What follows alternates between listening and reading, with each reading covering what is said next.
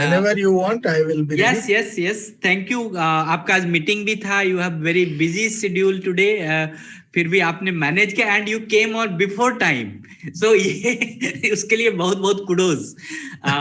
We welcome you all in this. Now we are in the session number 7, and I would like to tell you our speaker. He's a very well-known personality in our rehabilitation sector. While we talk about the high support need and high support need in the concern of those who has the visual impairment and the deafness and visual impairment, that is called deaf and blind. हमें लगता है कि it is first time in India, और India में कोई इसको पहले इसके बारे में सोचा भी नहीं था. तब से बेसिकली मेरे पास अखिल पॉल सर नहीं निकल सकता, मैं अखिल भैया शुरू से कहते आ रहा हूँ. तो अखिल भैया has started the movement, and the movement is known as the sense international India. और वो सेंस इंटरनेशनल आज आई थिंक हर जगह काम कर रही है, हर स्टेट में काम कर रही है.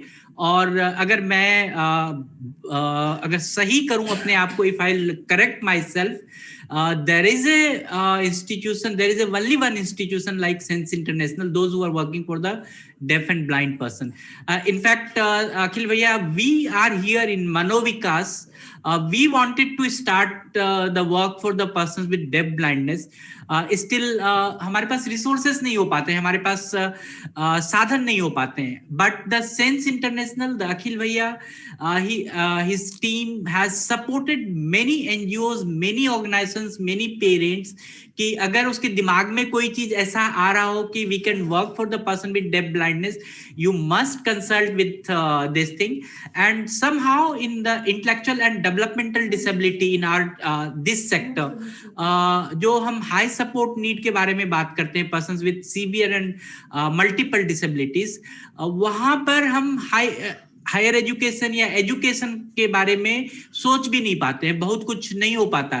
But I have seen, I have the very many friends, those who are the deaf and blind, they are very much successful business person, they are successful in the education, they are successful in any area.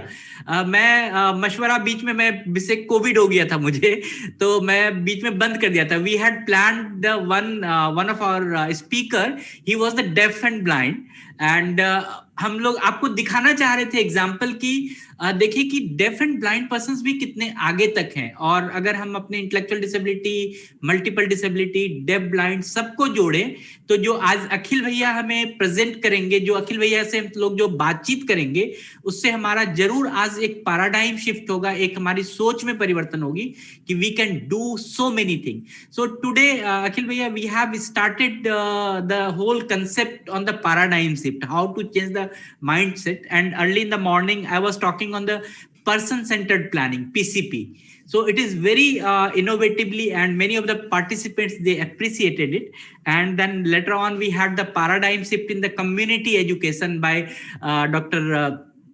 Nimesh ji Desai sir. और अभी हम लोग सोचेंगे कि paradigm shift in the for the persons having high support need, especially those who has the deaf and blindness, और उनके लिए हम कितना आगे तक सोच सकते हैं. So now the turn is our speaker, our esteemed speaker. We welcome you, sir.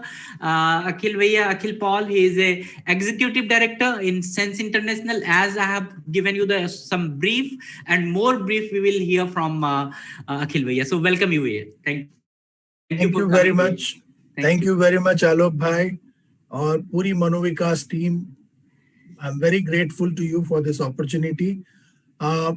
मैंने आपने जैसा आदेश किया था, I have clubbed two things, which is higher education and also high support needs. Yes. और कोशिश ये है कि मैं थोड़ा सा डीमिस्टिफाई करूं, क्योंकि हमारे लॉ में जो दिया है और एक्चुअल प्रैक्टिस में क्या होना चाहिए, उसके बारे में हम थोड़ी बात करेंगे.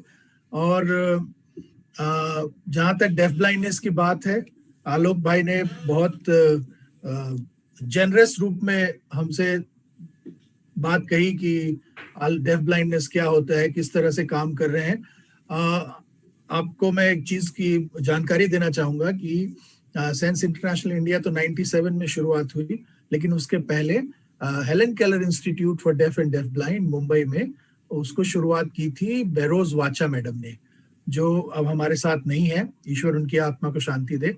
उन्होंने, वो एक डेफ की टीचर थी, और उन्होंने, उनके पास जब एक ब्लाइंड बच्ची भी आई जो डेफ होने के साथ साथ ब्लाइंड भी थी, तो उन्होंने अपनी डेफ ब्लाइंड प्रोजेक्ट की शुरुआत की थी बेरोज वाचा ने, और आज एक वो बहुत बड़ी संस्था है मुंबई में। और साथ ही साथ एक दूसरा प्रयास देश के दूसरे कोने में चल रहा था उसी समय, ये मैं 1976-77 की बात कर रहा हूँ, शायद उस समय बहुत सारे आप लोग पैदा ना हुए हों। 1976-77 में चेन्नई में, उस समय मद्रास कहा जाता था, वहाँ एक डॉक्टर लीलावती पैट्रिक हैं, जो उनके जो स्कूल का नाम है class school for the deaf, वहाँ उन्होंने डेफ ब्लाइंड बच्चों के साथ काम शुरू किया था। तो ये दोनों अलग अलग अपने हिस्से में काम कर रहे थे। और सेंस इंटरनेशनल इंडिया जब 97 में शुरुआत हुई, 20 साल बाद उनके, हम लोगों ने ये तय किया कि हम स्कूल नहीं बनाएंगे, क्योंकि हमारा देश इतना बड़ा है, इतने सारे बच्चे हैं, कोई भी एक स्कूल सारे डेफ ब्लाइंड बच्चों को नहीं रख सकता। तो हम लोगों ने ये निर्णय लिया that we will take it the services to the doorsteps of children. We will work with partners, smaller organizations across the country. And that's how we are working in 24 states at the moment and reaching out to more than 85,000 deafblind people. And for that, you can go to our website. I'll share the website. You can learn more about it from that. But today's discussion is more about higher education and high support needs. So allow me to start my presentation.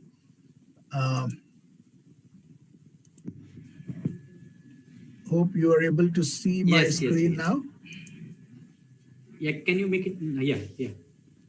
Yes, great. All right. Please, if it is invisible or it goes off the screen, please let me know and I'll read. I think it is perfect for you. Okay. Thank you very much. So moving on to the first, what we are going to do today is, in the screen, what you see is two deafblind people operating a computer with the help of a braille display. So below the keyboard, what you see is a small equipment called PACMate, P-A-C-M-A-T. What it does is it displays everything what is there on the screen in braille, line by line. So the same thing what JAWS does, JAWS reads out what is there on the screen. PACMate reads it out on braille, not on voice. Okay, so what we're going to see today in the presentation is two major areas: higher education of students with disabilities, particularly multiple disabilities. So what we are going to see that what are the expectations from institutes of higher studies, what is required in terms of support during the course and in lecture halls, seminars and workshops, what is required to make them accessible in transport within campus, in hostels, labs, and what change we can make immediately in short term and long term, and also what should be the role of our vice chancellors, dean and principals, and so on. So that will be on the higher education side. And then we will go on to discuss a little bit more on high support needs, what we mean by high support needs, and what is the criteria for assessment and other things. So the chapter 6 of Rights of Persons with Disability Act 2016, it talks about special provisions for persons with benchmark disabilities. Now, benchmark disability is something which is a person where the person has got 40% or more disability. Now, I was part of this committee which drafted the Rights for Persons with Disability bill. And we wanted to do away with the percentage system, because percentage system is quite, funny at times. If I have got 39% of disability calculated, then I'll not get certain benefits.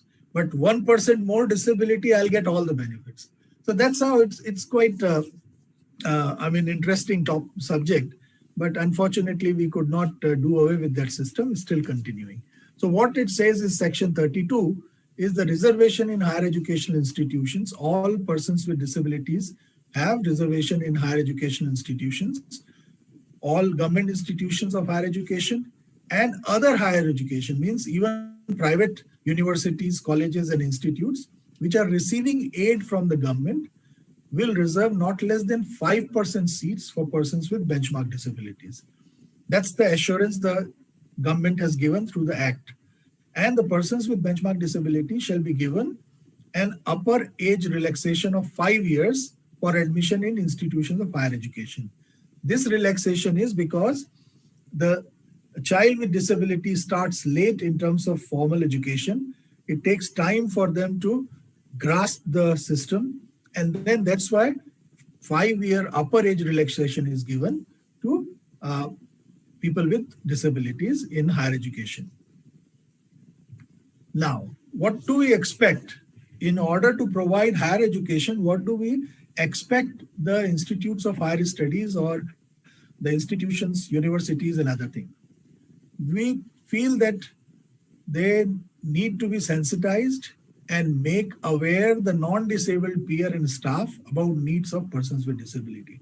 That's what the institute need to do.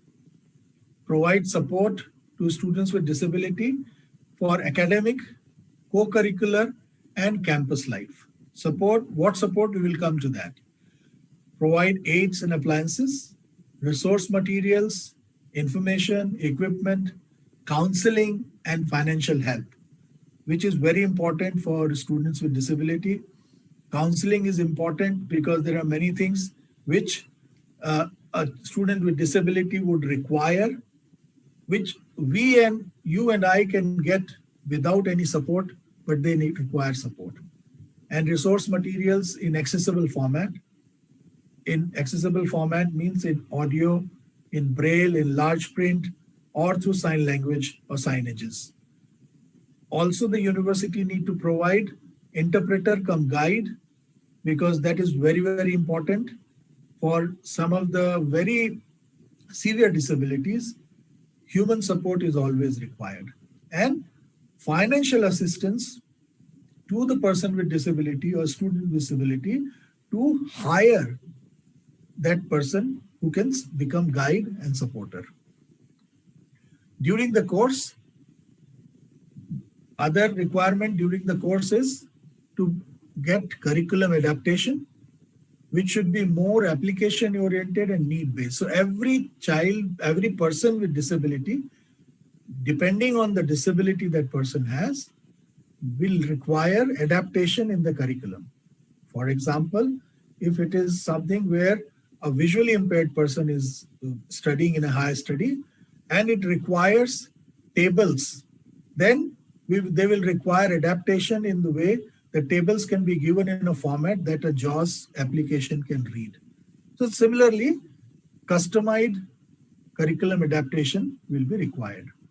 Sign language interpretation for deaf students, sighted guide service for blind students, financial assistance to pursue the course because fee is a huge thing, and modified examination because not all students will be able to write the way we write. So opportunity to use computers, to use writers, and evaluation system to maximize performance and participation, even verbal.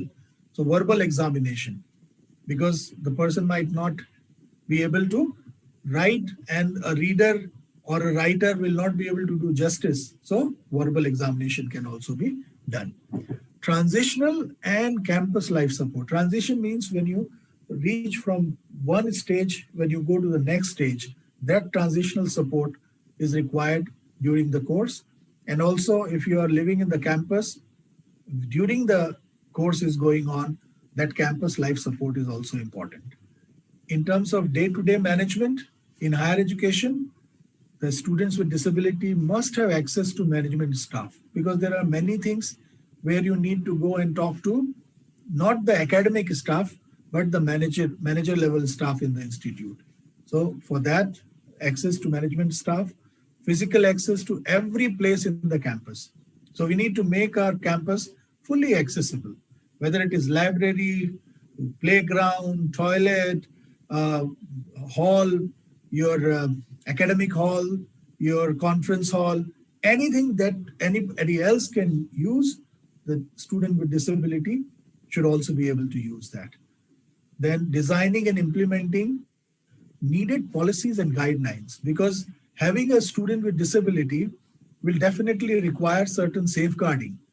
And those safeguarding policies and guidelines need to be derived by the institute itself, that how to create a safe environment, how to give guideline to other faculty members and the students about having a student with disability in the campus. Access to service providers. Service provider means people who run your mess, canteen, people who run your shops in the campus, provide photocopying machine, photocopying services, all those kind of services. So access to those service providers. And prevention from abuse, any kind of abuse and exploitation. So making sure that all the anti-sexual harassment committees and other harassment committees which are there should be aware that what kind of harassment can happen with students with disability. In lecture halls, we can make sure that higher education lecture halls can be helpful to students with disability. There should be proper infrastructure, lighting, if required, proper lighting should be there. Curtains, because there are many disabilities where a lot of lighting becomes a problem. So curtains. Acoustics means when the lecture is going on, our voice should not echo. It should reach clearly to a student who is having hearing impairment. Our color contrast in terms of screen, so that whatever is on the screen can be seen clearly. And sitting arrangement, sitting position, so that a person with disabilities can sit comfortably and their place is such that they can see what is going on in front of them. Support of interpreters and resource persons or peer support is very important in the lecture halls. Technological aids like laptops, PackMate, Braille display, the loop hearing aid system. Loop hearing system, hearing aid means, in the hall, there will be several mics attached in different places in the hall. And the whole system can be accessed to hearing aid. So if anyone speaks anywhere in the hall, person using the hearing aid can hear that, can listen to that. Similarly, low vision aids, then sensitization of faculty, very important that all faculty members know and learn and understand that how to facilitate a student with disability in the lecture hall or in the classroom.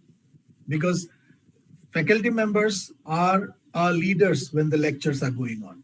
So if they are not sensitized, then it will be difficult for other staff members and students to follow that. During seminars and workshops, all the schedules should be available in advance. All the agenda should be available in advance. Materials, papers should be available in advance in accessible formats so that students with disability can participate. Because you and I can see what is there on the screen and hear what is going on. But if the material is inaccessible, if you can't see and hear, it will be difficult. If I provide you just before the lecture, if I provide you when the lecture is going on, I give you a piece of material, what you'll do, you'll read that material or you will look at me and listen to me what I'm saying. So that's why it is in advance, these should be available to students with disability. Access to building and toilets during seminar and workshops, and interpreter support, technological support, very, very important. Within the campus transport, so it should be convenient and accessible bus stops with shades, because if there's a bigger, higher institute, big institute, probably like JNU or other big universities, where you need to require a bus or a vehicle to go from one department to other. So it should be accessible and with shade. The transport should also be available with audio, braille, and large print signage so that I know which bus to take to which department, all those kind of things. And then regular frequency of the transport is very important, because a student with disability might not come at the right time and he might miss the bus. And if the bus is only once a day or twice a day, then it is not a good thing. In hostels, because students with disability will also require hostels. So access to hostel building and facilities, all the facilities. Again, audio, braille and large print signage in hostel everywhere, that where is canteen, which side is toilet, which side is which floor on room, which number, all those kind of things. Where is the local recreation, TV room, sport room, whatever it is. Then interpreter come guide support in hostel, and for which we can encourage peer support because there will be other students as well, so that students with disability participate in hostel life. It should not be that they go and sit in a classroom and in isolation, come back and stay in isolation in hostel. Then there is no inclusion there. So sensitization of hostel mates, the other inmates of the hostel, extending technological support for educational needs, very important, because in hostel also we require support because we study in hostel. So those technological support, Wi-Fi, other things should be available in hostel as well. When you are in science, then support in labs, playgrounds and cultural functions. Labs in the sense, not only science, you have other labs as well. So adaptation of equipment and instrument with braille, large print and vibrators. So have that adaptation. Support during practicals, very important. Access to playground, gym, swimming pool, other things, whichever the services are there in the university. Designated notice boards with information in accessible formats, very, very important, because many a times we get lost. So if there is a student with disability, they will require support in terms of notice boards and signages. Qualified coach and interpreters who understand the needs of students with disability which are coming to the lab or playground, so that they can make very effective participation of those students. And then peer support and access to NGOs, non-government organizations who are working with those disabilities, so that extra support can be available, additional support can be available to students with disabilities. So this is some of the major things in terms of providing support. And then coming down to what can we change immediately, how we can change our higher education institutes with regard to students with disability. First of all, the institute need to agree on a policy to include students with disability. They need to list out that they are open to students with disabilities. They need to make admission procedure adaptable, that it should not be only online, or it should not be only physically test, providing a written test on physically. So all those things, adaptation in the admission procedure should be there. Start working on attitude and outlook towards students with disability. That immediately is required, because most of the time we can create an infrastructure, we can create accessible environment of within the physical environment.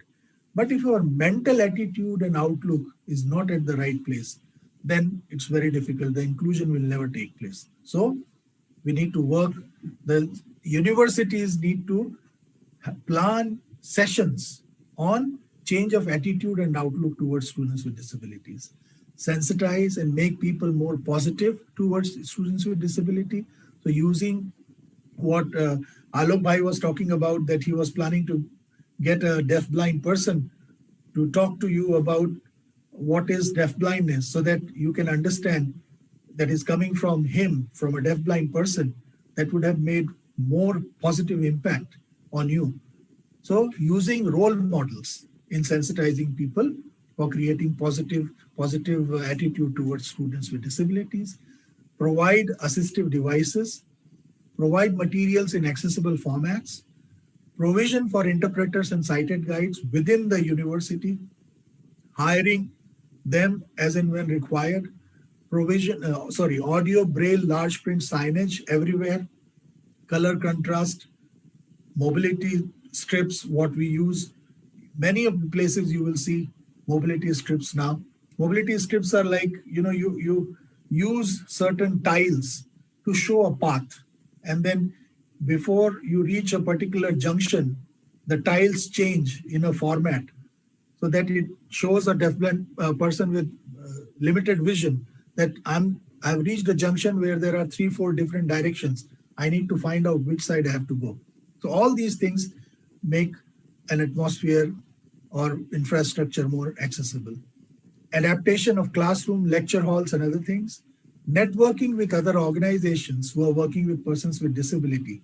The higher institutes definitely, before they start inclusion of students with disability, they must talk to organizations who are working with people with disabilities. There are DPOs, the disabled people organizations, to bring them and seek their expert support in making their higher education institute more accessible. And then provision of equipment, laptops, display strips, software, etc. should be done immediately when you are opening your session in a higher education. In the long run, we need to see the adaptation of curriculum in a way that every students with every kind of disability can follow your curriculum. Then adaptation in examination system, access to building, as we have already discussed about, the provision of mobility trails, as I explained just now, with tiles, high-tech equipments, e-library, disability support cell. So if there is any support required by a particular student with disability, he knows where to go for that support. And adaptation to lab equipments in terms of, adding audio, vibration, and other things, and financial support to deserving students with disability. This is a must if we want to see inclusion of students with disabilities in higher education. Now, coming to the last point, in terms of higher education, what should be the role of our vice chancellors, deans, and others? So first, they need to get exposed and sensitized to the educational needs of students with disability. They themselves, unless and until our higher officials do not get exposed, do not understand that what happens when a person has cerebral palsy, what happens when a person has intellectual disability, what happens when a person has visual impairment, hearing impairment, or deaf blindness, it will be difficult for them to plan effectively. So they definitely need to get exposed and sensitized, number one. Number two, they need to agree and execute a policy on inclusion of students with disability. It should not be a token kind of word. They need to have a policy that what they will do when their student with disability comes to their institute. There should be a policy. And then lead efforts on attitude and change of the university in open forums. All the VCs, dean and principals, head of the departments need to talk about disability and needs of people with disability. Then only others will follow that. Plan in structural and cultural change, ensuring educational changes, very, very important, because if we don't change our culture within the institute, it will be difficult to get exposed and sensitized to the educational needs. Get exposed to various learning modalities, technological and curricular support. Our higher officials, as much as possible, not get exposed, do not understand various modes. So what happens when a person has cerebral palsy? Need to get exposed to various learning modalities. We don't learn only by seeing. There are many ways that we learn: by doing, by seeing, by drawing, by painting, by watching. So there's so many different modalities that we need to keep in mind. And then we have to support the role VC, need to support curriculum adaptations, because every person, even you and I, follow a different learning pattern. The same curriculum, I will understand in a different manner and you will understand in a different manner. So we need to make sure that adaptations are there so that every learner gets to understand and follow the curriculum. And very important, establish linkages with service providing organizations. Service providing organizations means the NGOs who are working for people with disabilities. because they can bring in extra support. They can bring you expertise in order to make things accessible and for working towards inclusive environment for education of people with disabilities in higher education. Now, coming to the second part and last part of my presentation, which is on persons with disabilities with high support needs. So this is chapter 7. Earlier chapter was chapter 6. Now we are in chapter 7 of the Act. 38th section talks about any person with benchmark disability who consider himself to be in need of high support. What is high support? We will come to that. Or any person or organization on his or her behalf may apply to an authority to be notified by the appropriate government requesting to provide high support. Now, this much is there in the Act. Now coming to high support. When we were drafting the legislation, I'm very fortunate, I'm privileged that I was given the opportunity to write about what do we mean by high support need in India for persons with disability. So I'm just going to share some of that with you so that you understand from what criteria, what perspective the high support need has come into the Act. So person with high support need is individuals who may require ongoing intensive support to make independent or informed decisions, to access and participate in the areas such as education, employment, family, and community life. So when things which we consider taken for granted, like, you and I, education, oh, we'll get admission, no problem.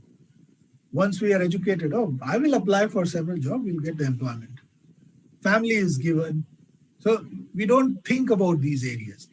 But people who have problems in all these areas, just because of their disability, they require support. And that support is high support. So it will include people with disabilities who have severe communication impairment and may require augmentative systems. Means they will require system to communicate. Either they are not hearing properly. If they are hearing, they're not able to speak properly, or they're not able to see and communicate through sign language. So, and even if they have a condition like cerebral palsy where their hands cannot be used the way we use, so they can't type also. So those people will require augmentative systems, means some system which can augment their communication, which can support their communication. People with disabilities who require significant support for social interaction with peers and adults. Our social interaction is, because we can see, speak, and hear, our interaction is very, like this. We can do it without any effort. But if we have problem in either of those three, means if I can't hear properly, I can't see properly, and I can't speak properly, my interaction with you will be limited. So I'll require support. People who have physical disabilities with a significant cognitive delay and require support for mobility. So people with physical disabilities at the same time, cognition means some support in terms of intelligence, understanding, cognition. They delay in that, they will require support as well. Require significant support for help, self-help, and personal care. So I don't know how to look after myself. I'm not independent in my own self-help skills. Then also I'll require support. So this is just not one. If you say that I require self-help support, I'm not qualifying for high support need. But along with the disabilities, other disabilities I have, if I also require support in self-help and personal care, then I might be a person requiring high support needs. Then significant and complex healthcare needs, very, very important, because this is something which is proving to be a major problem. Suppose I have a healthcare need which requires frequent hospitalization. I need to go and admit myself in hospital, say every month. That will affect all my interaction with the society. I will not be able to hold a proper job. My education will be suffering. Everything will suffer. So that requires high support. Exhibit extreme to severe challenging behavior. If I am a person with severe challenging behavior, I will require support. And experience significant difficulty processing sensory information from the environment. So I can't get information from my sensory organs, my vision, hearing, my touch. If I'm not able to make any sense of my environment, then I require support. So in the rules, after the act was passed in 2019, the government came out with the Rules for Rights for Persons with Disability Act. And in that, they have clarified what it means and what is required for persons with high support need. So this is available only to who can go for application to require high support needs. Only persons with benchmark disabilities, means people who have 40% or more disability, having permanent certificate of disability. Means if you have a temporary condition, you cannot go for high support need, because after some time, your condition will improve and you will not be in the high support area. For that, you will have to apply to an assessment board at the district or division level. And who will be the member of that assessment board? The board will be district CMO, the chief medical officer, chief surgeon, or medical superintendent will be the chairperson. District social welfare officer, member. Then there will be 5 rehab specialists. Rehab specialists are very, very important. Why? Because they will be able to tell what are the actual needs of a person with severe disabilities. So their membership will include a person with physical medicine and rehabilitation or orthopedic surgeon, ENT specialist, ophthalmologist, a general physician, if the person is more than 18 years old. If the person is below 18, then a pediatrician, because the needs of a child are different, and a psychiatrist. So 5 rehab experts, then an occupational therapist or a speech therapist, clinical psychologist or physiotherapist, as the need might be. I think occupational therapist is someone who can be, for anyone, will be a big help. Then any other expert, if the chairperson deems fit to bring in anybody else, depending on the disability or depending on the need of the person, then you can bring in. So the assessment board, I'll come to the criteria after this, so it will be even clearer to you. Assessment board will assess the applicant on the basis of 6 parameters. And then each parameter has been given a score. And on the basis of that score, the total 100 points are given. And out of the 100 points, any person who scores 60 out of 100 will be eligible to be recommended as a person requiring high support. So what are those 6 parameters? This will become even clearer to you. So first parameter, 2 parameters, severity of physical disability. Maximum weightage for it is 25. So if the disability is between 40% to 59%, you get 15 points. If it is between 60% and 79%, you get 20 points. If your disability is between 80% and total disability, total blindness, total deafness, all that, 100%, you get 25 points. Next parameter is severity of mental or developmental disability, which restricts person to take an informed decision, cognitive level, right? Decision making. Again, in that percentage disability wise, if you're 40 to 59% disability, 15 points, 60 to 79, 20 points, 80 to 100%, 25 points. So these are 2 parameters. Coming to the third parameter, the extent to which daily activities in a person is hampered. So I was talking about self-help skills, independent living skills. The maximum weightage for it is 35 points. Now, these are the activities like brushing. If I can't do bathing, brushing, combing, dressing on my own independently, then I get 10 points.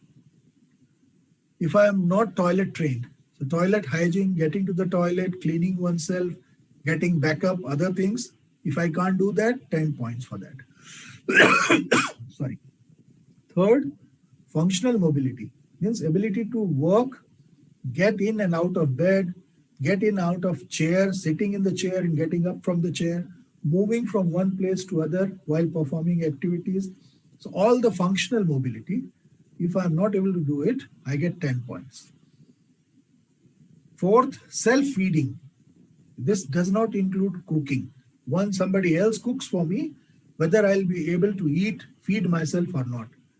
Not, then 5 points for that. Next, 3 parameters here.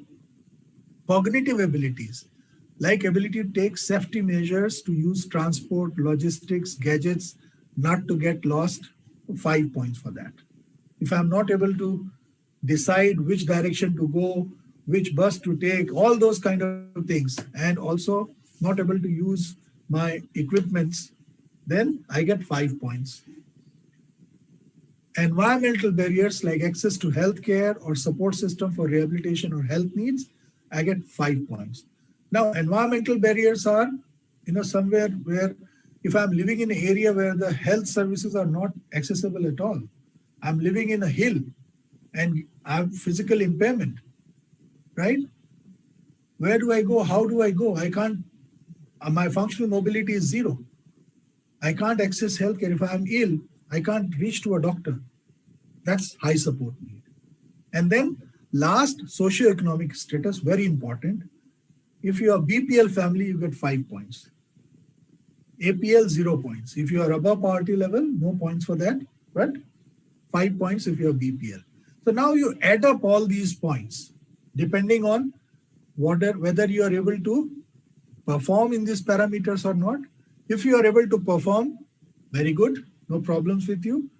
But if you are not, then if you get 60 or more, you will be considered as a person having high support need, and the government will provide you extra support in terms of everything else, education, health, employment, all those policies of the government in terms of social security, pension, ration support, all that will be available to you as per the government promises. Last slide of the day for you. In the past, people with high support needs who needed a lot of support were likely to be found in residential homes, ashrams, asylums, or hospitals. That's where we used to send them, right? In many areas, such people have not seen the same improvements in opportunities and support as other people with disabilities. Means for other single disabilities, there is a lot of improvements even today. But people having multiple disabilities or severe disabilities with additional need areas, their situation is not very good. So keeping in mind the spirit of the UN Convention on the Rights of People with Disability, the state or the government needs to promote the principles of empowerment regarding consent and decision making. Very, very important that even for intellectual disability, it is more important that we provide empowerment for making decisions. And we need to promote as a fundamental human right for everyone the involvement of people with disabilities in all aspects of decision making, and firmly consider that doing so improves the quality of life. That's where I end. Thank you very much for your time. And if there are any questions, observations. Yeah, Akhil Bhaiya, there is a question that somebody wants कि वो percentage वाला जो slides था ना, वो फिर से देखना चाहते हैं, and they want in some Hindi version also of in that percentage slide. Okay, sure. तो ये जो मैं बात कर रहा था, ये पैरामीटर्स हैं कि आप जब आप किसी बोर्ड, असेसमेंट बोर्ड के सामने जाएंगे कि भाई हमारा जो रिश्तेदार हैं, हमारा बेटा है, हमारा दोस्त है, या मैं खुद हूँ, तो उसमें आपको पैरामीटर्स पे वो जज करेंगे. जो कुछ पैरामीटर्स हैं वो ये कि अगर आपकी डिसेबिलिटी बहुत सीवियर है, सीवियर मतलब आपकी डिसेबिलिटी का परसेंटेज है वो ज़्यादा है, तो आपको किस तरह के पॉइंट मिलेंगे. जैसे मान लीजिए कि मुझको टोटल ब्लाइंडनेस है, तो मेरी डिसेबिलिटी कंसिडर होगी 80 से 100% के बीच में, सी में जो लिखा है, तो मुझको पूरे 25 पॉइंट वहां मिलेंगे। फिर उसके बाद देखें कि severity of mental developmental disability, मतलब इंटेलेक्चुअल लेवल पे मैं कैसा हूं, जिसमें कि मैं खुद से कोई निर्णय ले पाता हूं क्या, जो मेरे हक में है या नहीं है, वो निर्णय मैं ले सकता हूं क्या। अगर मेरी एबिलिटी, आप उसमें, मैं आप साइड में नोट करते जाता हूं कि जैसे पहले में मेरे को मिले 25 पॉइंट, और अगर इसमें मेरी मेंटल स्टेटस ऐसा है कि मैं शायद अपने डिसीजंस ठीक थोड़ा बहुत ले पाता हूं, तो मुझको आप अगर बी कैटेगरी दे दीजिए 60% टू 79%, तो इसको मेरे को मिले 20 पॉइंट यहाँ। फिर तीसरी पैरामीटर पे अगर हम जाएं, तीसरा पैरामीटर जो है extend to which daily activities in life is hampered, कि जो हम दिनचर्या के जो काम करते हैं उसमें मैं कितना सक्षम हूं, उसमें मुझको कितने सपोर्ट की जरूरत है, वो अगर देखें, जैसे क्या मैं खुद से नहा सकता हूँ, अपने ब्रश कर सकता हूँ, अपना तैयार हो सकता हूँ कि नहीं, या मैं अपने टॉयलेट ट्रेन हूँ कि नहीं, अपने खुद अपने आप टॉयलेट की नीड बता सकता हूँ कि नहीं, कि भाई मुझको टॉयलेट जाना है, या मैं अपने पैंट में ही कर रहा हूँ, ये है कि नहीं है। फिर आसपास मोबिलिटी, मेरे को अगर किसी काम से उठना है, अपना कोई काम करना है, कहीं जॉब कर रहा हूँ उसके लिए अगर उठना है, तो मैं अपनी जगह सबसे पहले अपने बिस्तर से अपने आप उठ पाता हूँ कि नहीं, अपने आप बिस्तर पे सो पाता हूँ कि नहीं, ये सब चीजें जो फंक्शनल मोबिलिटी के हिसाब से है वो, और मैं अपने आप को खुद खाना खा सकता हूँ या नहीं। तो अब इसमें अगर मैंने समझिए कि मैं बाकी सब कर सकता हूँ, बेदिंग कर सकता हूँ, ब्रशिंग कर सकता हूँ, टॉयलेट हाइजीन ये सब मेरा है, लेकिन मैं अपने आप को खुद फीड नहीं कर सकता, मान लीजिए मेरे हाथ में ही कोई प्रॉब्लम है जिसके कारण मैं कुछ नहीं कर पाता हूँ, अपने आप को खाना नहीं खिला, तो यहाँ मुझको 5 पॉइंट मिले। पहले 25 था, 25 मार्क्स मिले थे, फिर 20 मिला, अभी 5 मिला। अब इसके बाद जाता है cognitive abilities, like ability to take safety measures, कि ट्रांसपोर्ट में सेफली यूज कर सकता हूँ कि नहीं, बस में चढ़ सकता हूँ कि नहीं, और दूसरी जो चीज जैसे बस में देखने के लिए कि कौन सी बस कब आ रही है वो मैं कर सकता हूँ कि नहीं, मैं बस का नंबर पढ़ सकता हूँ कि नहीं, कौन सी बस किस डायरेक्शन में जाने वाली हो मुझको जानकारी है, ये सब अगर मैं कर पाता हूँ या नहीं कर पाता हूँ, उसके हिसाब से मुझको 5 पॉइंट मिलेंगे या नहीं मिलेंगे। फिर एनवायरमेंटल बैरियर्स, अगर इसमें समझिए कि मेरे पास ये एबिलिटी है तो ये 5 पॉइंट मैं नहीं ले रहा हूँ, कि मेरे को मालूम है कैसे खुद की देखभाल करना, बस कैसे कौन से इस्तेमाल करना, ऑटो में कैसे बैठना, ये सब मेरे को मालूम है। तीसरा एनवायरमेंटल बैरियर्स, मतलब एक्सेस टू हेल्थ केयर, जैसा मैंने कहा कि मैं कोई पहाड़ में रहता हूँ या कोई ऐसी जगह में स्लम में रहता हूँ जहां मुझको हेल्थ सर्विसेज नहीं मिल रही है, तो वो हेल्थ सर्विसेज नहीं मिलने के कारण मुझको 5 पॉइंट और मिल जाएंगे, वो 5 पॉइंट मैंने ले लिया, ठीक है।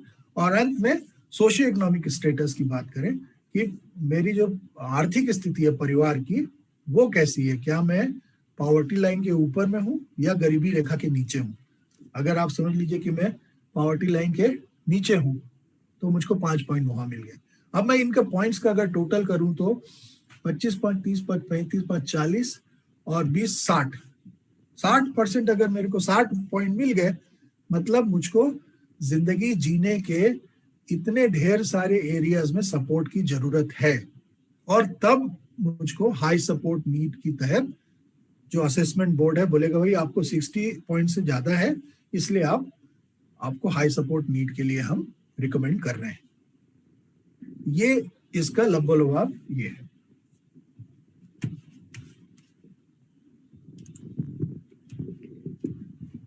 Hope I was able to. Yeah. I think Yeah. It's very clearly explained. I think.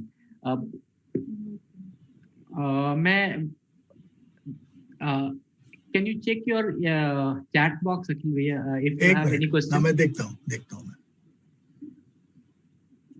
We have few that I'll take it from after you.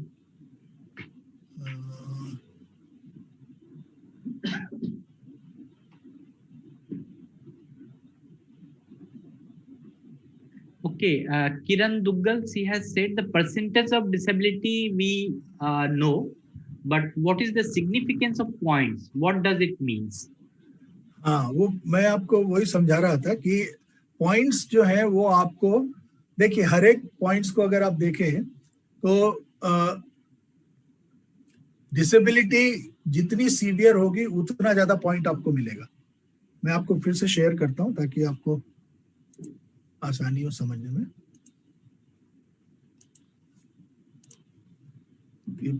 जो पैरामीटर्स जो देखे आप कि 40 से 59% अगर डिसेबिलिटी है तो मेरे को सिर्फ 15 पॉइंट मिलेंगे, और अगर आप सिर्फ 15 इसमें 15, उसके बाद दूसरा मेंटल उसमें भी 15, और एक मिनट आगे चलते हैं। इसमें मान लीजिए कि मैं सिर्फ सेल्फ फीडिंग वाला हूं तो सिर्फ 5 पॉइंट मिलेगा, 15 15 30 और 5 35। फिर उसके बाद कॉग्निटिव एबिलिटीज 5 मिले मेरे को, चलिए 40, 5 45 और 5 50। ठीक है, ये 50 पॉइंट से मेरे को हाई सपोर्ट नीड नहीं मिलने वाला है, क्योंकि मेरे को उतनी ज्यादा सीवियरिटी मेरी प्रॉब्लम की नहीं है, बाकी की चीजें मैं कर पा रहा हूँ। तो हाई सपोर्ट नीड का मतलब ये है कि जिंदगी के जो हमारे अलग अलग पहलू हैं, उन सारे पहलुओं में, उन डोमेन्स में हमको कहाँ कहाँ सपोर्ट की जरूरत पड़ रही है। जितने ज्यादा पहलुओं में हमको सपोर्ट की जरूरत पड़ेगी उतने हमारे पॉइंट्स ज्यादा होंगे और आपको हाई सपोर्ट नीड ब्रैकेट में गिना जाएगा। गुड, ये बहुत ही मतलब डिमिस्टिफाइंग था।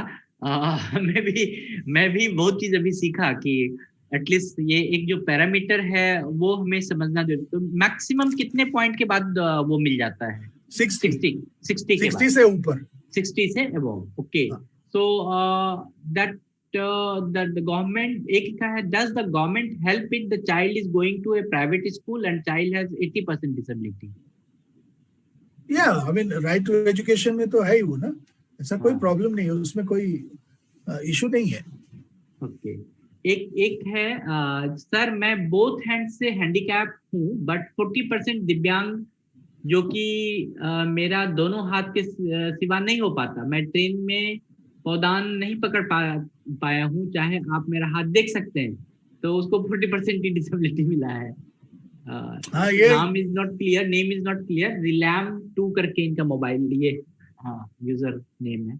यस, ये जब पॉइंट वाला, आई मीन परसेंटेज वाला सिस्टम है, ये कभी ठीक नहीं रहेगा। और ये हम लोगों ने कमेटी में कई बार हमने इस बात को रखी कि इट्स नॉट ये फॉल्टी सिस्टम है, क्योंकि परसेंटेज आप कैलकुलेट कर रहे हैं एक मेडिकल मॉडल के तहत, और आप फॉलो करना चाह रहे हैं एक सोशल मॉडल ऑफ डिसेबिलिटी। तो ये दोनों का मिश्रण कैसे होगा? हम लोग कई बार इस पॉइंट को कहें कि अगर आपको सोशल मॉडल फॉलो करना है तो सोशल डिसेबिलिटी की जो डेफिनेशन है वो फॉलो करनी पड़ेगी।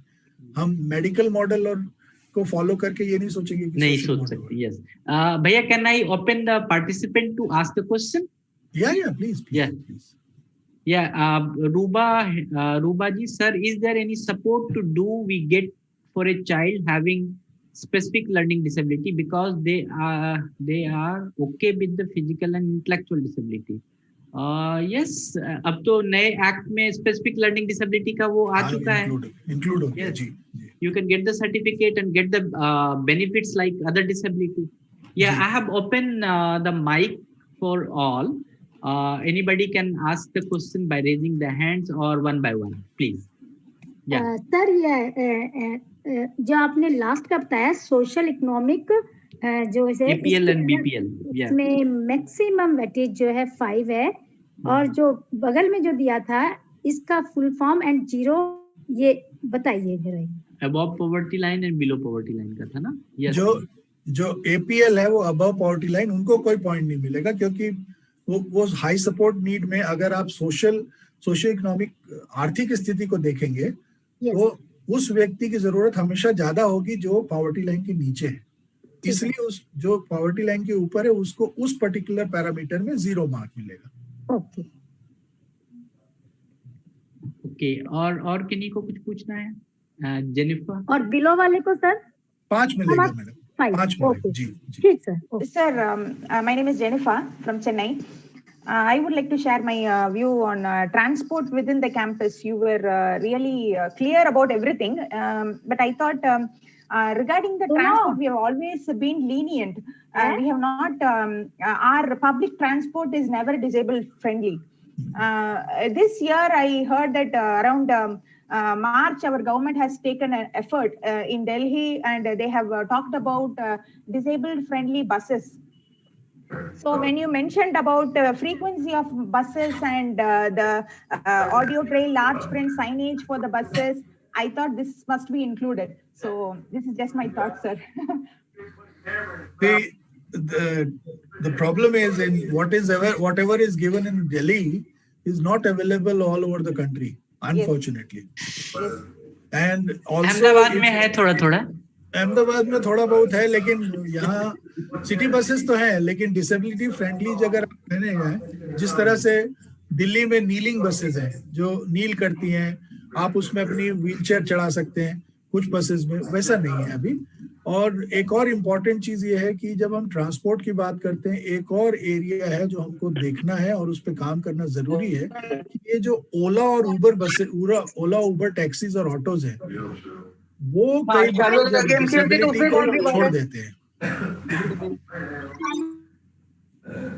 जी उसके लिए भी एक पॉलिसी लाना जरूरी है। हाँ, वो बहुत इम्पोर्टेंट है वो। Yeah so next anybody, Eknath Dwivedi, Eknath, you want to ask something? गेलिया परेरिया। Sir, for disability of a child in a private school, where do we go to get this disability certificate? Because the school needs that, then only they will allow. The disability certificate, ma'am, is available at your CMO's office, district hospital. घेतलं होतं माझं नाव Eknath Daiwade. District office CMO. Yes. Any good afternoon sir, मैं श्रवण मंडल बोल रहा हूँ sir. जी श्रवण जी। मेरा एक क्वेश्चन है कि डिसेबिलिटी जो सर्टिफिकेट बनता है सर, और सर्टिफिकेट बनने के एवज में और मेडिकल बोर्ड बैठने के बाद किसी को 5% दिया जाता है, नेक्स्ट मंथ में उसको 60% दिया जाता है। जो वो मशीन से अगर जांच करने के बाद 5% दिखाता है और अगले मंथ में फिर वो 60% दिखाता है, तो उसका तो या क्या है सर? इसके मतलब ये पैसा लेकर क्या करते हैं? मंडल साहब, ये जहाँ जहाँ मानव है वहाँ वहाँ करप्शन है। सर करप्शन तो पूरे भारतवर्ष में है, पूरे देश में, पूरे विश्व में है भाई। हर जगह करप्शन का जरिया अलग है, लेवल अलग है। जी मैं सर एक एनजीओ में काम करता था, चाइल्ड हेल्पलाइन में। मुझे काफी शोषण किया गया था। मैंने हेड लेटर लेके वहाँ पे भी जो है, बहुत हैंड से हैंडीकैप हूँ, मेरा दोनों हाथ विकलांग है। आप चाहे सर आप देख सकते हैं मेरा हैंड, जो कि मुझे 40% दिया गया है। एक बच्चे का, एक व्यक्ति का जो है एक पैर थोड़ा सा डैमेज है, उनको 60% दिया गया है। तो सर उसका मशीन में क्या है जो कि मुझे नहीं, आप रिवीजन के लिए अप्लाई करिए। एक्ट में इसका प्रावधान है कि आपको लगता है कि आपको सही सर्टिफिकेट नहीं मिला है तो आप रिवीजन के लिए अप्लाई करिए। सर ये सर्टिफिकेट से हमने तो जॉब कर रहे हैं और हायर क्वालिफिकेशन में जो दिए हुए, तो सर फिर मेरे को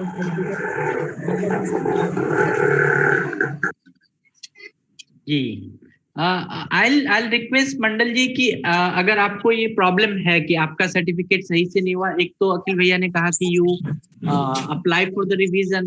इवन अगर लगता है कि आपको सही अधिकार नहीं मिल रहा है, जो आपको राइट्स की बात मैं यहाँ सोच रहा हूँ कि the problem is the getting the proper rights, getting proper opportunity, getting proper your recognition in the society.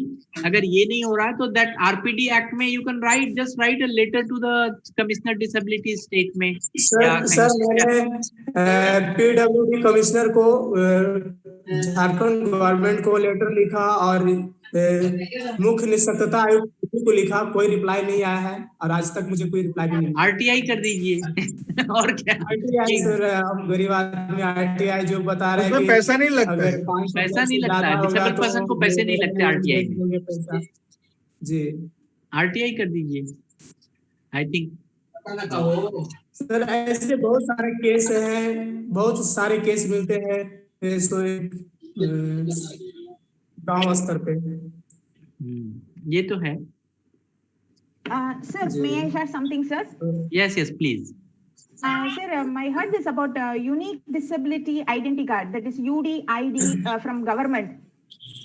That was an initiative from a Department of Empowerment of Persons with Disabilities under Ministry of Social Welfare and Development, Social Justice and Empowerment. I think that was an initiative that was took basically for this transparency in these process to avoid this corruption and bribes. I don't know how far it is being implemented well, but their effort is based on this, so that all person with disability will get proper facility from the government. So maybe I don't know whether I answered his question, but still I thought this might be one of the ways. No, you have answered it very correctly, but even the UDID, making of UDID card is not as good as it is happening in southern India. And so it is depending on the state government to initiate UDID cards also. So that's the problem. So in some states, it is not as effectively taken up as it is in some other states. There is one question, Bhaiya. Can you explain extra support? Is it the same as high support needs as you use this term extra support? Kindly explain कि extra support क्या है? Extra support high support में नहीं आता. Extra support मतलब किसी भी disability वाले व्यक्ति को मिलेगा वो. लेकिन high support इन 6 कैटेगरीज जो दी गई है, उन 6 कैटेगरीज के द्वारा जो सपोर्ट मिलेगा तब आपको हाई सपोर्ट के लिए रिकमेंड किया जाए। जी। And Anushri, you can what you want to say, can you explain it after opening your mic? When we create material where we can get in help sign language, which can be added in the information, so share that our information becomes accessible in true sense. What you want to say, Anushri ji, can you explain it? You can open your mic. Okay. Ma'am, sir, like when we create any material, and in the true sense, the material needs to be accessible in all formats, even for the hearing impaired person. And when we are not able, we don't know sign language so much that we can, so where we can get help to add on to that with sign language. So what I understand, how to create the accessible material and where you will get the support for it. Yeah. Yes, sir. Yeah.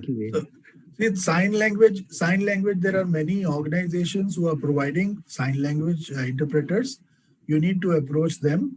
If you want to, even on the free platforms, it is available, sign language support is available. So you can use those online platforms also to create your message in sign language. Other than that, there are some volunteer groups. If you search on Google, there are volunteer groups who provide that support in terms of making things in Braille. In large print is very easy. Put it on the computer and change the font. You can get the information in large print, large fonts. But for Braille, again, there is online platform, free online platforms available where you can convert your text into Braille. Only live sign language, you will require support from interpreters and the groups which are available to provide that support. Thank you, sir. Bhaiya, I want. So yeah. The children with hearing impairment, The answers are not taken in sign language till now. Yes, for examination.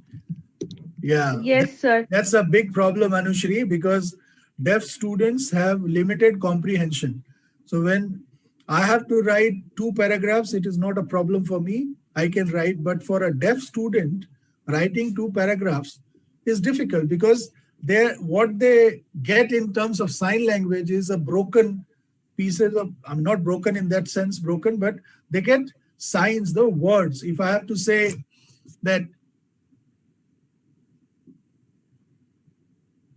what you see is it, nice, see, you. The grammar is not there. What I'm trying to say is it is very nice to see you. So the comprehension, they write in the same manner. It, night, see you. That's the problem with, our examination system. If the teachers start taking answers, means allow students with deafness to give answers in signs, then life will be very easy, isn't it? Yes. Bhaiya, I want 3 questions from you as an evaluation of this CRE point. So one question which I wrote, persons with high support need should have more than 60 points, 30 points, 41. Okay, the second question you want to ask?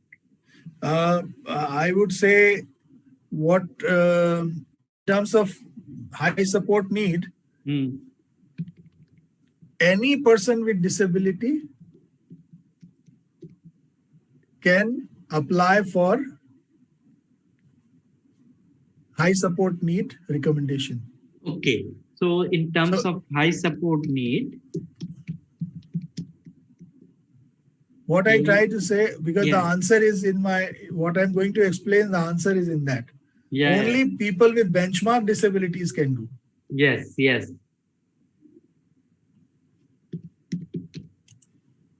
In terms of high support need, who can apply? Who can apply? Huh? Yeah. Who can apply? The benchmark disability, person with benchmark disability, they can apply. And in terms of higher education, one question from that side. Yeah. As per the RPWD Act. Yes, just let me type. Yeah. As per RPWD Act, yes. How much percentage of reservation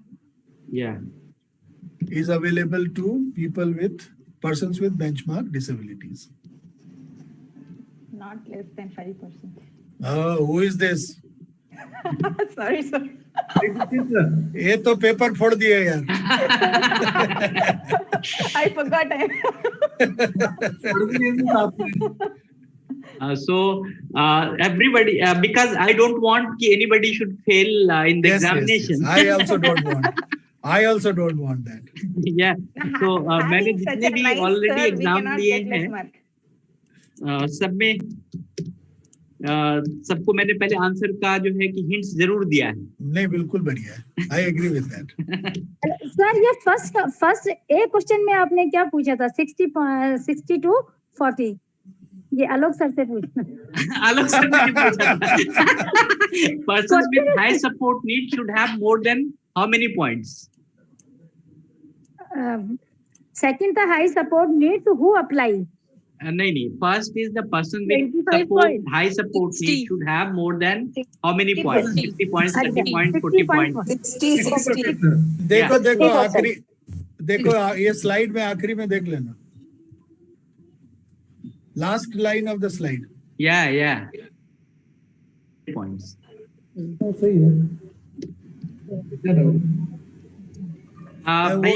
Can you share this slide on the chat box? Reservation के लिए कितना है? Which one? जो आपने अभी present किया है, क्योंकि हमें इसको उस पे अपलोड करना होगा वेबसाइट पे. मैं मेल कर दूं आपको? यस, मेल भी चलेगा. मेल कर देता हूं मैं अभी. So I think everybody has got the question also and answer also. So that is great. Sorry, एक डिस्टर्ब करना थोड़ा सा. या प्लीज। एक ए तो आपने बताया कि हाई सपोर्ट मींस वो जो बताया था। बी क्या है? एक सर ने लिखा है एज पर आरपीएस रिजर्वेशन वाला। बी का क्वेश्चन क्या है? इसको क्वेश्चन ही आपके पास आ जाएगा कुछ मिनट में, कुछ सेकंड में। मैं just I will open it the point. नहीं, उसका ये क्वेश्चन था कि हाई सपोर्ट नीड के लिए कौन अप्लाई कर सकता है? नहीं, आपने 60 आउट ऑफ 100 60 बोला ना, 60 to 40। नहीं 100 मार्क्स में से जिसको 60 मार्क्स मिलेंगे या उससे ज्यादा, वो हाई सपोर्ट नीड के लिए क्वालिफाई करेगा। ये तो क्वेश्चन 1 का फर्स्ट हो गया, ठीक है सर। और सेकंड क्वेश्चन मेरे को, सेकंड और थर्ड क्वेश्चन 3 क्वेश्चंस हम लोगों को मिलते हैं ना? हाँ 3 क्वेश्चन ही मिलेंगे। जो दूसरा क्वेश्चन है, in terms of high support need who can apply? Anybody और बेंचमार्क डिसेबिलिटी सर इसका and as per the RPWD Act, how much percentage of reservation is available for the person with disability? ठीक है sir, ठीक है। आलोक भाई, एक काम करना चाहिए आपको, ये एग्जाम के लिए ना एक दूसरा सेशन वेबिनार ऑर्गेनाइज करना चाहिए, उसके लिए अलग से फी लेना चाहिए। नहीं भैया, ऐसा हुआ है कि मेरे पास तो हमने बहुत ही अपडेटेड सिस्टम जनरेट कर रखा है, पूरा वेबसाइट ही हमने वी हैव क्रिएटेड कि बहुत ही एक्सेसिबल हो जो हमारे सीआरई पार्टिसिपेंट्स हैं। एंड एग्जामिनेशन का क्या होता है कि at the end of session लेने में पता नहीं वो कब भर रहे हैं, कौन आया था नहीं आया था, उनको आंसर भी नहीं पता होता। इसलिए मैं तुरंत ही एग्जाम इसलिए ले लेता हूँ कि भाई तुम ताजा नॉलेज जो है उसका इम्प्लीमेंटेशन हो जाए। So even I have opened the examination form also, so very nice, people can get it and do it. मैं अभी लिंक शेयर कर दूंगा आप सभी के साथ।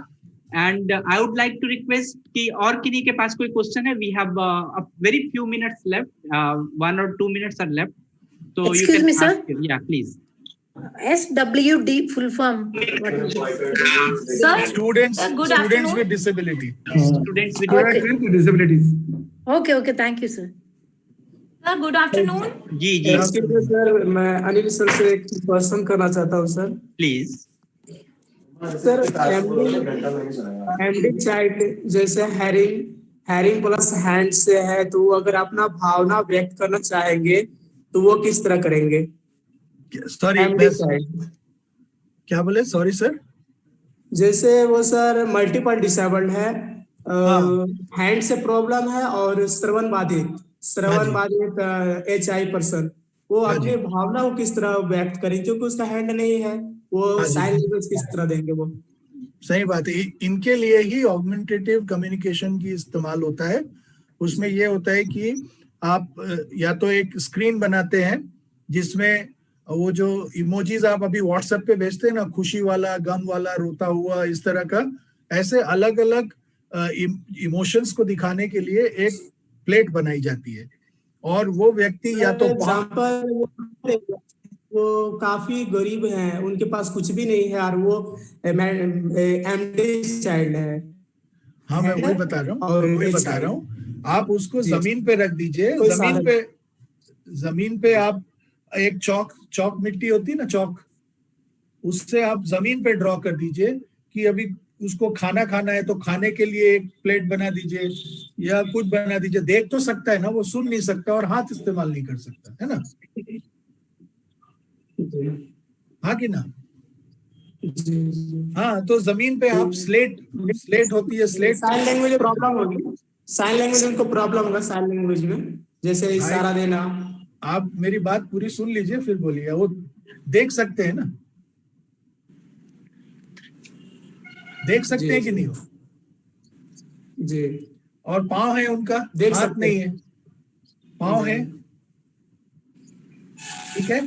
तो आपको मेहनत करनी पड़ेगी उनको सिखाने के लिए कि अगर आप खुश हैं तो आप खुशी का एक इमेज ही बनाइए जमीन पे या स्लेट पे या एक पेपर पे, और वो अपने पाँव से बताएंगे कि वो खुश हैं, उनको खाना है, उनको टॉयलेट जाना है। ये अलग अलग आपको डायग्राम छोटे छोटे उसमें बना के रखने पड़ेंगे। आप गत्ते के ऊपर कागज पे बना के भी रख सकते हैं। वो अपने पाँव से छुएंगे उनको कि कि उनको क्या करने की इच्छा है अभी। तो ये एक दिन में नहीं सिखाया जा सकता, इसको बहुत आपको काम करना पड़ेगा। इसको ऑब्जेक्ट रेफरेंस कम्युनिकेशन कहा जाता है।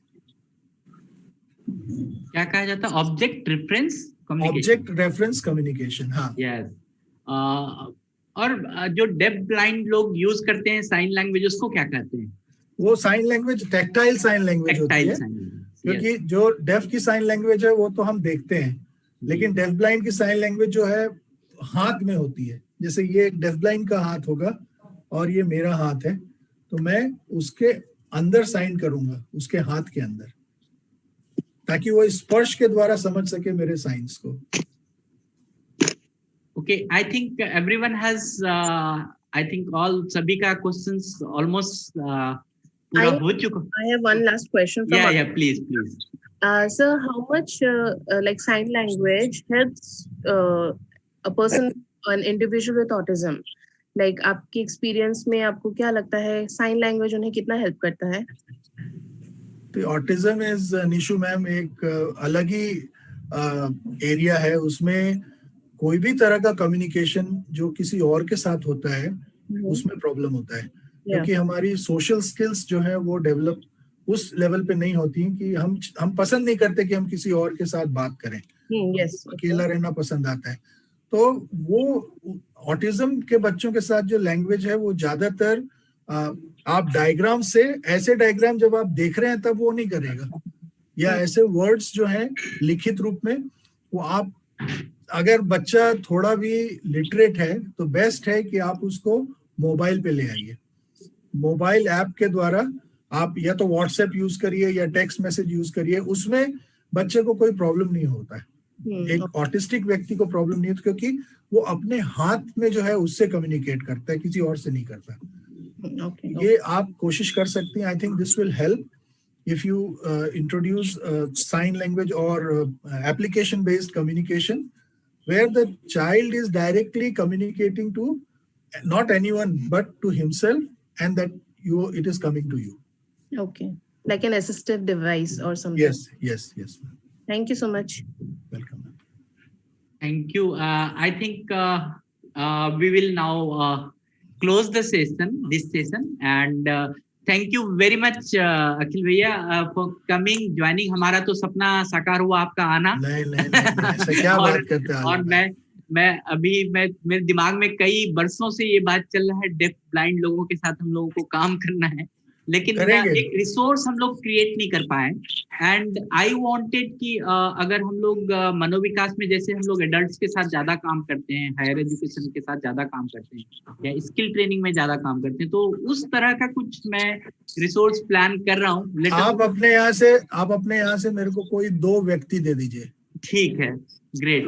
उनको ट्रेन करने की जिम्मेदारी हमारी। Oh great. So that is कोई रिसोर्स की जरूरत नहीं होगी। या that will be great. So thank you भैया, thank you for coming। और आप आए and you have given the very good ideas, good enlightenments, और बहुत सारे information ऐसे थे। I am getting the feedback from all the audience also कि बहुत ही informative थे, बहुत ही elaborative थे, and उससे इन लोगों का काफी knowledge improvement हुआ होगा। So thank you भैया, so thank you for joining। Thank you very much आलोक भाई। ऐसे ही आप और काम करते जाइए, लोगों की मदद करते रहिए। ईश्वर आपको दीर्घायु दे और सभी को इस कोरोना से जल्दी मुक्ति मिले। एकदम प्लाजन दूसरा चालू है। Thank you.